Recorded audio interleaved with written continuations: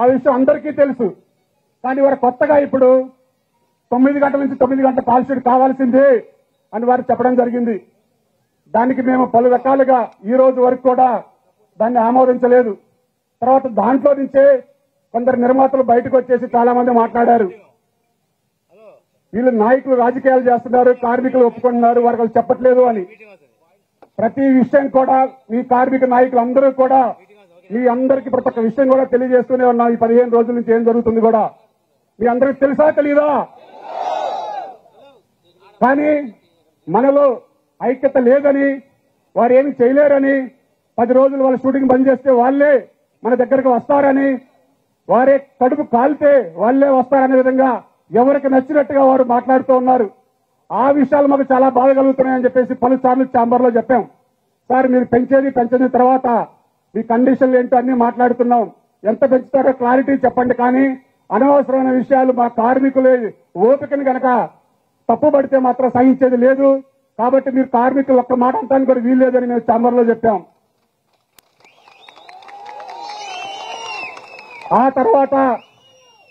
తర్వాత అసలు కార్యక్రమం స్టార్ట్ అయింది. మరలా లేబర్ కమిషన్ ఆఫీస్ దగ్గర తీసుకెళ్లి లేబర్ చట్టాలు కాదు, మేము చెప్పే విధంగా వారి మీద ఒత్తిడి తేవాలని చెప్పేసి చాలా ప్రయత్నాలు చేశారు మా నాయకులందరితో కూడా. మేము ఒకటే, మా వెనక కార్మికులు ఉన్నారు సార్, మేము ఇక్కడ గదుల్లో కూర్చొని నిర్ణయించడానికి ఏమీ ఉండదు, మేము కార్మికులు ఏది చెప్తే అది చేయడానికి సిద్ధంగా ఉన్నాం తప్ప ఇక్కడ ఎవరు సొంత నిర్ణయాలు ఉండవు. మీరు గతంలో ఏమన్నా చూశారేమో కానీ ఇక్కడ లోపల కూర్చొని సంతకాలు పెట్టేది ఇప్పుడు ఎవరు అట్లా లేరు. కాబట్టి ఏదున్నా సరే కార్మికుల సమక్షంలో తెలుసుకుంటాం. కార్మికులు కనుక అందరూ ఒప్పుకుంటే, కొందరు ఎవరు ఒప్పుకోరు, ఒక ఏ ఇంట్లో ఒకళ్ళు ఒప్పుకోరు, కానీ మెజార్టీ సభ్యులు కనుక ఒప్పుకుంటే మీరు చెప్పిన ప్రతి ఒక్క విషయానికి కూడా మేము కట్టుబడి ఉంటామని చెప్పేసి ఛాంబర్ పెద్దలు చెప్పడం జరిగింది. ఆ తర్వాత ప్రభుత్వ పెద్దల దగ్గరికి పిలిచారు మంత్రివర్యులు శ్రీ కోమటిరెడ్డి వెంకరెడ్డి గారి దగ్గరికి. వారు మన ఢిల్లీలో కూడా మాట్లాడారు, కార్మికులు కంపల్సరీ వేతనాలు పెంచాలి, కార్మికులకి కష్టాలు తెలిసి కృష్ణానగర్ లో ఉండాలంటే 15,000 రెంట్లుంటాయి, ఎవరి ఇయర్ పెరుగుతూ ఉంటాయి, వారి యొక్క షూటింగ్ 10 దినాలు తక్కువగా ఉంటాయి, వారికి తప్పనిసరిగా పెంచాలి అన్నారు. అదే విషయాన్ని 78 మంది నాయకులందరినీ కూడా పిలిచారు కాబట్టి సెక్రటేరియట్ కి అప్పుడు వారికి పూర్తిగా వివరించాం. వారు మాకు చాలా క్లారిటీగా చెప్పారు. అప్పుడు ఏదైతే మన తెలంగాణ రాష్ట్ర ప్రభుత్వం, మన గౌరవనీయులు శ్రీ ముఖ్యమంత్రి వర్యులు శ్రీ రేవంత్ రెడ్డి గారు మన తెలంగాణ రాష్ట్రాన్ని, మన సినిమా పరిశ్రమని చాలా అంతర్జాతీయ ఖ్యాతిలో చాలా ముందుకు తీసుకెళ్ళడానికి చాలా ప్రయత్నాలు చేస్తున్నారని చెప్పేసి ఆ రోజు మాకు చాలా వివరించడం జరిగింది.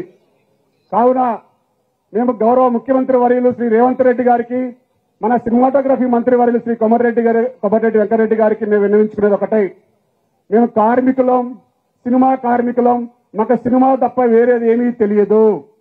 మేము అడిగేది 3 సంవత్సరాలకు ఒక్కసారి పెంచవలసిన వేతనాలనే అడుగుతున్నాము. కాబట్టి ఆ నిర్మాతలతో మీరు ఎలాగైనా మాట్లాడి మేము ఏదైతే అడుగుతున్నామో ఆ పర్సంటేజ్ విధానంలో ఏదైనా మార్పులున్నా చేర్పులున్నా మేము ఒప్పుకోవడానికి సిద్ధంగా ఉన్నామని చెప్పాం. కానీ